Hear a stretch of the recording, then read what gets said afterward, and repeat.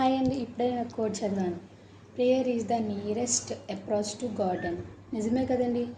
అడగంది అమ్మైనా సరే అన్నం పెట్టదంటారు. మరి అలాగే దేవుడు కూడా అంతే కదండి. ఇప్పుడు మనకు కష్టాలు ఉన్నాయని చెప్పి బాధపడిపోయి కృంగిపోవడం చేయకూడదండి.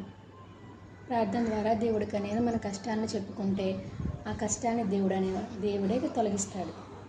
అంతే కదండి. మరి ప్రార్థన అనేది ఎవరు చేస్తున్నారు చెప్పండి. కష్టాలు వచ్చినాయని చెప్పి దేవుడే లేడు, దేవుడు ఉంటే నాకు ఇన్ని కష్టాలు ఎక్కడి నుంచి వస్తాయని చెప్పేసి అనుకుంటున్నారు. కానీ మనకి ఇలా కష్టం వచ్చిందని చెప్పి ప్రతి చుట్టుపక్కల వాళ్ళకి, మన ఇంటి పక్క వాళ్ళకి చెప్పుకుంటాం కానీ ఆ దేవుడికి అనేది తెలియజేస్తామండి. మరి అలాంటప్పుడు దేవుడికి అనేది ఎలా తెలుస్తుందో చెప్పండి.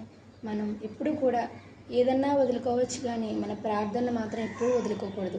ఎందుకంటే ఆ ప్రార్థనే దేవుడిని మనల్ని దగ్గర చేసేది. కాబట్టి ప్రతి ఒక్కరు కూడా ఏ కష్టం వచ్చినా ఏమొచ్చినా సరే ప్రార్థన అనేది ఖచ్చితంగా మనం చేయాలి. Thank you.